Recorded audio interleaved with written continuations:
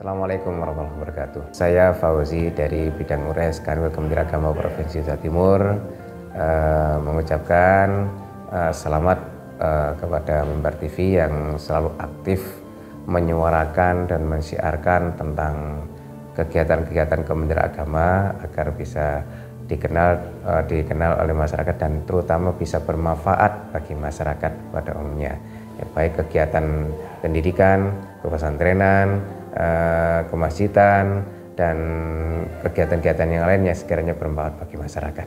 Dan semoga ke depan lebih bagus lagi, lebih bagus, dan bahkan punya televisi yang bisa siaran selalu untuk masyarakat. Dari kami, Assalamualaikum warahmatullahi wabarakatuh.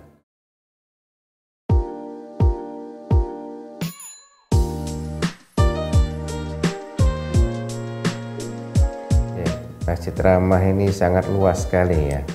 Kita memulai Masjid Rahmah itu sejak tahun 2016 gitu ya. Ya sebenarnya sudah lama, cuma proses kemudian kita programnya sejak tahun 2016, mulai dari masjid yang terbuka.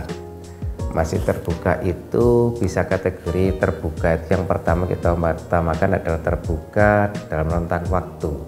Jadi pihak siang dibuka, jadi kalau ada orang mau masuk masjid, mau sholat, mau apa itu bisa ya, itu kapan saja itu bisa, itu masjid terbuka. Jadi ini beberapa kasus terjadi sebelumnya, terutama di luar Jawa Timur ya. Kadang-kadang kita mau cari tempat masjid yang mau ditempati sholat duhur setelah mereka jamaah, kita musafir, itu ada kesulitan. Jangan Jawa Timur jangan sampai terjadi seperti itu. Yang kedua adalah masjid terbuka untuk semua umat ya. Siapapun boleh masuk masjid. Bahkan mama mau buang air kecil ya itu bisa. Ya itu bisa di sana. Mama itu kan lebih terjaga. Airnya jelas ada, didesain untuk selalu dalam keadaan suci. Jadi orang yang bersuci itu airnya juga dalam keadaan suci. Di atas tempatnya, kemudian orang keluar diharapkan sudah dalam keadaan suci, gitu ya, tidak khawatir. Jadi itu malah lebih bagus menjaga kesucian daripada mereka nanti ke ponten-ponten umum yang kadang-kadang ada yang tidak tersedia tempat yang suci bisa menjaga kesucian. Yang penting ada airnya, cebok sudah selesai gitu ya. Kadang-kadang tidak terjaga kesucian. Kalau di masjid saya lebih menjaga ya. Kemudian ada orang yang mau sholat atau mau istirahat sebentar gitu di masjid, itu bisa. Jadi semua umat bisa. Itu yang ramah yang pertama. Itu yang kita programkan sejak tahun 2016 itu ya. Kemudian disusul dengan masjid yang ya ramah umat, termasuk semua orang bisa masuk itu ya, ramah umat. Kemudian saat itu kita juga mendesain untuk pengajian. Pengajian ini juga terbuka, siapa saja boleh ikut, dan memang terbuka itu tidak hanya siapa saja boleh ikut, tapi sifatnya juga terbuka, tidak monologis tapi dialogis. Jadi pengajian itu dan juga argumentatif argumentatif ini harus ada. Ketika narasumber menyampaikan materi bla bla bla bla setengah jam seumpama atau 45 menit gitu ya, setelah itu dibuka tanya jawab. Karena dia ada kemungkinan peserta ada yang belum paham, ada yang kemungkinan peserta itu punya pemahaman lain atau pikiran lain, atau mungkin punya ide-ide lain tentang hal yang dibahas. Nah ini ya. Terus ketiga itu bisa menyampaikan lebih mendasar, lebih argumentatif, dasarnya kira-kira apa gitu ya, bisa didialogkan sehingga nanti yang muncul ada kepahaman yang lebih sempurna daripada hanya parsial gitu ya. Ini lebih bagus ya, ini justru sangat bagus, bahkan bisa menghilangkan salah paham, apalagi dalam paham keagamaan. Kalau paham yang salah ini berbahaya gitu ya, bisa menjurus sesat ataupun radikal atau teroris apalagi ke sana, jangan sampai terjadi. Jadi itu sangat bermanfaat gitu ya. Kemudian masjid yang ramah anak. Dulu masih sering kita temukan masjid itu kalau ada anak kecil ke sana atau bahkan bermain dimarahi. Jangan di masjid, jangan ramai di masjid, jangan bermain di masjid. Masjid tempatnya sholat. Nah itu aja. Nah ini ada masalah di situ. Kenapa? Anak kalau dijauhkan dari masjid, maka mereka lama-kelamaan akan jauh dari masjid. Akan nggak mau ke masjid mereka. Kenapa? Alergi dengan masjid. Oleh karena itu mereka kita dekatkan dengan masjid gitu ya. Jadi mereka biarlah di masjid. Kalau toh mereka ramai mungkin pertama begitu, kita bisa bilangin, nak, kalau waktu jamaah tolong jangan rame ya gitu. Atau mungkin sementara kalau bermain di sana ya kayak di serambi aja, jangan di dalam gitu. Di dalam ada orang sholat. Kalau sudah bisa sholat, ikut sholat tidak apa-apa di dalam, tapi jangan rame ya. Itu kita bisa sebenarnya. Anak kalau dibilang begitu enak, dia akan mendengar, oh iya bapak gitu. Kenapa? Tidak dibentak-bentak, tidak marahi, enggak. Tapi mereka bisa diterima. Anak akan menerima dengan baik. Lama-kelamaan mereka akan menjadi ahli masjid gitu ya. Bukan orang yang alergi terhadap masjid. Itu yang kemudian. Itu yang ketiga adalah ramah disabilitas. Ini tahun 2018 saya ingat ketika itu kami mendatangkan para difabel ya, mereka penyandang cacat, mohon maaf ya, itu kita kumpulkan, kita adakan kegiatan di Gunawang Samer, Hotel Gunawang Samer, saya masih ingat itu. Kita kumpulkan di sana 3 hari, ya pokoknya kita senangkan lah mereka, kita ajak ngobrol, kita enakan. Nah, ketika kita kasih curhat mereka, kira-kira apa keluhan panjenengan bapak-bapak, ibu-ibu terkait tempat ibadah masjid, apa yang mereka, kita sangat terkejut.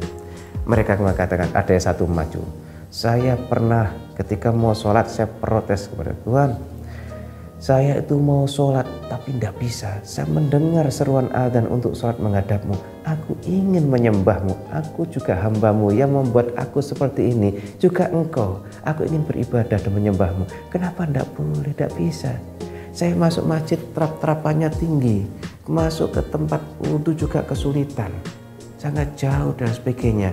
Nah, alangkah baik, apakah saya itu gak boleh beribadah di tempatmu yang mulia itu sama dengan mereka. Nah, berawal dari situ akhirnya kita itu mencoba berbicara dengan tim dan menyosialisasikan masjid yang ramah terhadap difabel atau disabilitas.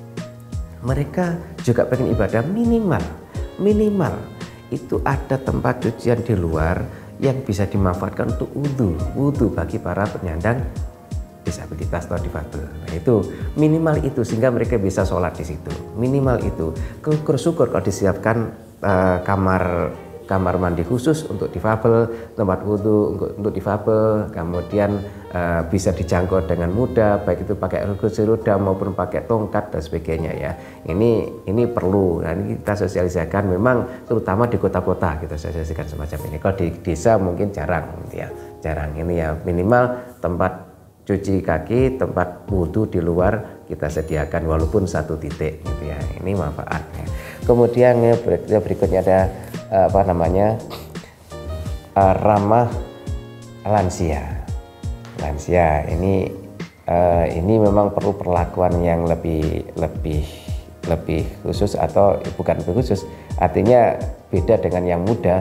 Maka bagaimana masjid itu mudah untuk dicapai, diraih untuk orang yang sudah lansia.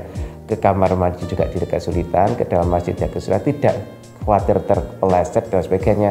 Maka masjid itu kan kita anjurkan ada pakai ram-raman kayak plastik itu biar tidak terpeleset kayak karet gitu ya. Itu di masjid kita juga pakai itu ya. Jadi siapapun insya Allah kalau nginjak situ dia akan terpeleset karena sudah rapat sudah. Nah, ini pertama. Yang kedua juga agak datar gitu ya, mudah dicapai, tetap terjaga kesucian. Nah, orang tua juga begitu dan nyaman bagi mereka gitu ya. Ya termasuk yang terakhir yang program nasional itu dari pusat itu adalah ramah ibu hamil dan menyusui. Ini yang tambahan yang mencoba kita sosialisasikan. Itu mungkin masjid ramah gambarannya yang selama ini digaungkan oleh Kementerian khususnya di Jawa Timur yang sudah dimulai sejak tahun 2016 itu ya, yang kita sosialisasikan kepada masyarakat. Dan alhamdulillah sekarang sudah kalau Jawa Timur 95% lebih ya itu masjid sudah terbuka ya, terbuka untuk umum dan bahkan terbuka setiap saat, kecuali masjid-masjid tertentu memang mungkin di pusat perbelanjaan atau di dekat pusat perbelanjaan atau mana itu mungkin masih kadang-kadang agak tertutup dan sebagainya karena satu hal gitu ya, dan sebagainya. Jadi masih ada sih tapi nggak banyak gitu. Masjid yang tertutup tidak banyak, tapi 95% lebih itu sudah terbuka gitu ya. Oh, ada lagi satu lagi, ramah lingkungan. Itu program nasional kalau itu ya. Kalau program ramah lingkungan kalau Jawa Timur sudah banyak. Ramah musafir. Nah, ramah musafir luar biasa. Kalau jangan lihat di Masjid Pajarakan atau Siti Fatimah ya. Itu nggak apa-apa, kalau baik kan kita sampaikan nggak apa-apa. Ada ramah disabilitas terbaik nasional itu di Kediri. Nah, itu di masjidnya Rumah Sakit Umum Kediri yang di Proliman apa itu namanya ya, Simpang 5 Masjid Percontohan ya. Kemudian itu salah satu tingkat nasional dari itu. Kemudian kalau masjid ramah lingkungan juga banyak. Jawa Timur ada di Blitar di kabupaten itu ada di Kampung Coklat. Nah, itu juga ramah lingkungan. Air yang keluar itu pasti sudah bersih ya. Karena apa? Air yang keluar itu habis dari tempat wudhu itu kemudian itu disterilkan, disaring lagi ya, dibersihkan, dijernikan, kemudian keluar itu nanti entah berapa kali, 2 kali penyaringan itu keluar sudah bersih. Begitu juga di Petrokimia Gresik gitu ya, itu ramah lingkungan. Air yang keluar bahkan tidak hanya dibuang, tapi dimanfaatkan untuk nyirami tanaman. Jadi tidak ada yang terbuang dan itu sudah dalam keadaan bersih, sudah bersih. Jadi penyulingannya ada beberapa kali. Kemudian keluar sudah bersih, bekas-bekas wudhu sudah tidak ada, sudah bersih. Kemudian dialirkan untuk nyirami tanaman atau bunga-bunga yang ada atau tanaman di pot-pot dan sebagainya. Itu kalau di Gresik.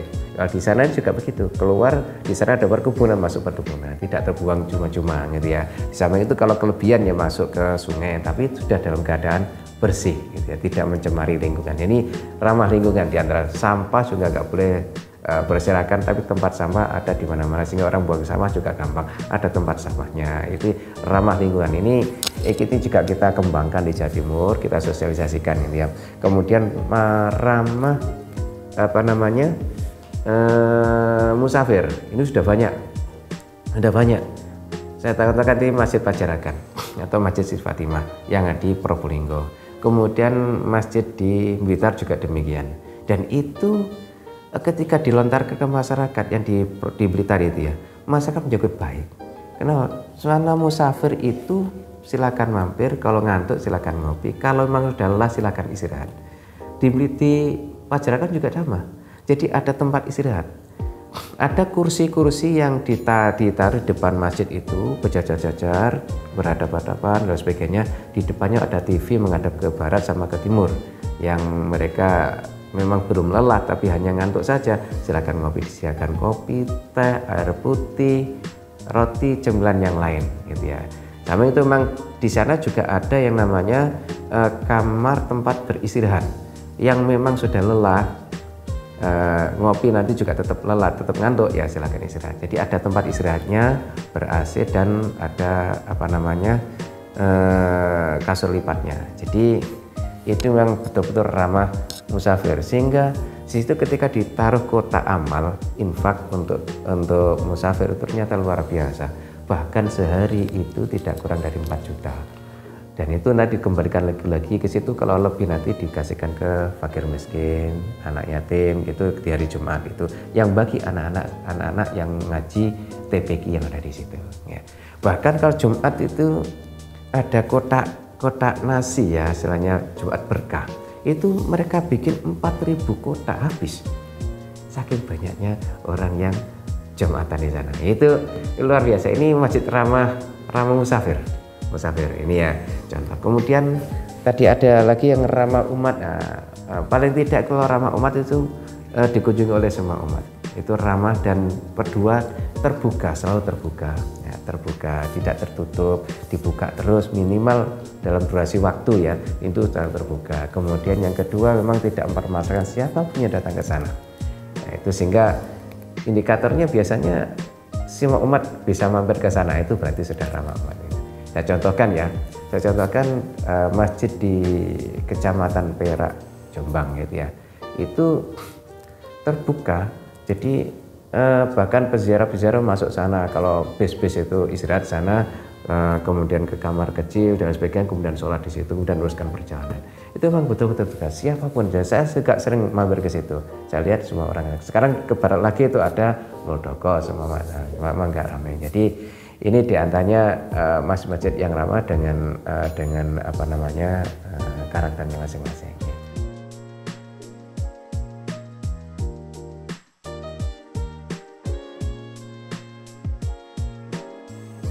Ya, memang intinya di situ.